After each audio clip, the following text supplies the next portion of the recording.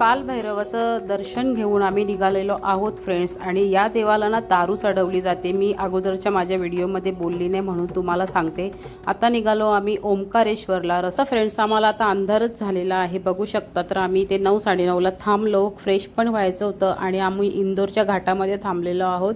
इंदोरच्या याच्यामध्ये भैरू घाट इथे थांबलेला आणि इथेच हा ढाबा पण आहे.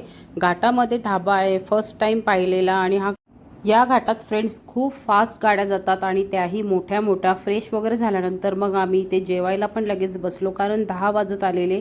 आणि आम्ही आता 4 दिवस झाले आम्ही व्हेजच खातो, त्याच्यामुळे आम्ही व्हेज बोललं तर बाहेर आल्यावर आपल्याला पनीर शिवाय दुसरं काय मिळतच नाही. पनीरच्या आम्ही 2 भाज्या घेतलेल्या आणि रोट्या घेतलेल्या आहेत, पण मस्त दिसतात, भारी ना, टेम्पटिंग एकदम. तर आता आम्ही जेवण करून घेतो. इथे वडा बघा केवढा मोठा आहे. अरे जंगली है ना। हाँ बालूशाही है, मावा है। ये कौन सा है? ये फ्रेश नहीं है क्या? फ्रेश है ना? अरे मक्खी ने खाया ना अभी ये। पहले ही निकल। हा हे बघा केवढा मोठा वडा आहे. समोसा पण तसाच एवढा मोठा आहे. ये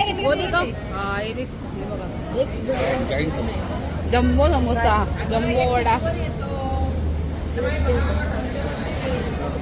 भैरू घाट बेटा है तो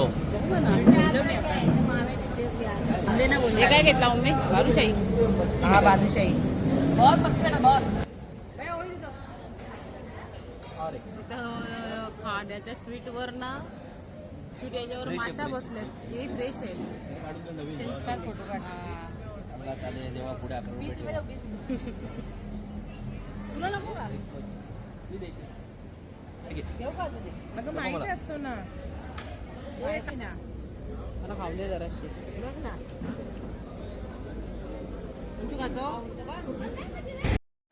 जेवण वगैरे करून मस्त स्वीट खाऊन आम्ही आता निघालो, परत ओंकारेश्वरला निघालो.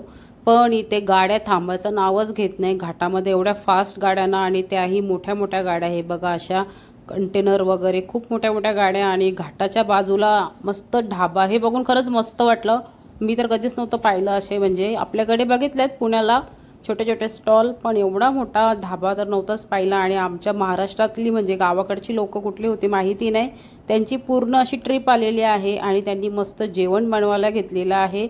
आणि आम्ही यायच्या अगोदरपासून ते इथं होते आणि आम्ही जेवण करून निघालो तरी त्यांचं जेवणच चालू होतं, स्वयंपाक. म्हणजे विचार करा केवढी मोठी ट्रिप आहे त्यांची, म्हणजे केवढी मोठी पूर्ण ट्रिपमध्ये लोक आहेत. आणि चला आता आम्ही निघतो आता ओंकारेश्वरला. तर चला फ्रेंड्स, भेटूया आता नेक्स्ट ब्लॉगमध्ये. आय होप तुम्हाला हा ब्लॉग आवडलाच असेल.